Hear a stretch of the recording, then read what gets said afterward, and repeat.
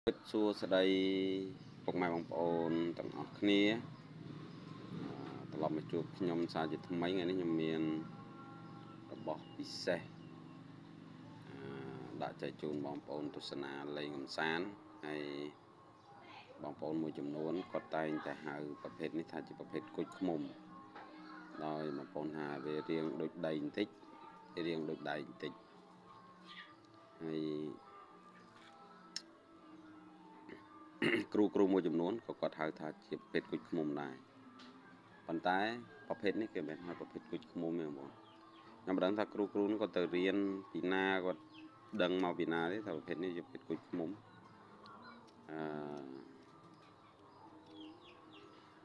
ប្រភេទគុជឃ្មុំជាក់ស្ដែងមែនតែនគឺមិនមែនជាប្រភេទចេះទេប្រភេទគុជឃ្មុំដាក់ទឹកឃ្មុំគឺតែមួយយប់គឺទឹកឃ្មុំនោះសាបឈឹងតែម្ដងអានឹងគុជឃ្មុំហើយពណ៌របស់គុជឃ្មុំហ្នឹងវាដូចទៅគុជរស័យដូចគុជអីផ្សេងឬក៏វាคล้ายទៅជាពណ៌តុងដែងពណ៌មាសពណ៌ផ្លាទីនពណ៌ស្អីផ្សេងទៅឬក៏คล้ายទៅជាពណ៌ឥន្ធនូពណ៌អីទៅហ្នឹងប្រភេទគុជឃ្មុំហ្នឹងតែគ្រូមួយចំនួនគាត់កំពុងតែយកអាដេហូនេះយកទៅថាជាគុជឃ្មុំប៉ុន្តែមានអត្ថប្រយោជន៍មានគុណសម្បត្តិផ្សេងគ្នាពួកនេះក៏មានអត្ថប្រយោជន៍ខ្លាំងដូចទៅនឹងគុជឃ្មុំដែរនេះណាមានអត្ថប្រយោជន៍ខ្លាំងពួកខ្ញុំមើលនៅក្នុងសភៅក្បួនគ្រូក្រមរបស់គ្រូអាគមប្រភេទនេះគេហៅប្រភេទដេហូដែកហូពួកនេះការផ្សំធាតុពីថ្មនិងដីហើយបកកកើតទៅជា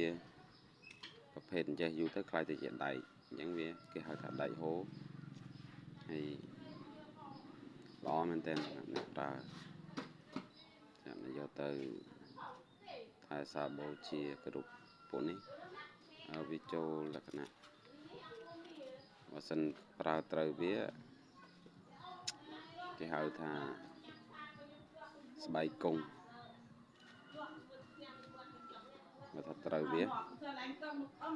ហើយចាំមើលពេលខ្ញុំសម្អាតឲ្យអស់ជួយបកអានេះឲ្យអស់បងប្អូនខ្លះថាវាសក់ខ្ញុំនឹងជួយសក់បន្ថែមទៀតឲ្យឃើញតែនេះចាំមើលតើ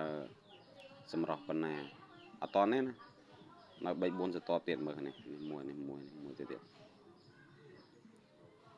ហើយចាំមើលវីដេអូពេលដែលខ្ញុំសម្អាតហើយជម្រាបលាបាយបាយបន្ទាប់ពីសម្អាតហើយប៉ុណ្ណាអត់តអស់ទេហើយអាចនៅសក់បកទៀតយ៉ាងយើងអត់ដឹងដែរព្រោះរំទៅអត់មានលឺអីដែរតែវាស្នាមបើចង់អស់ស្នាមនេះអត់តយើងយកទៅកូនលាបើយើងអត់យកទៅកូនលាស្នាមធម្មជាតិវានៅអញ្ចឹងនៅរេចរហួចហើយស្នាមដែលយើងជួយឆ្កឹះជួយបកហ្នឹងអញ្ចឹងបានប៉ុណ្ណឹង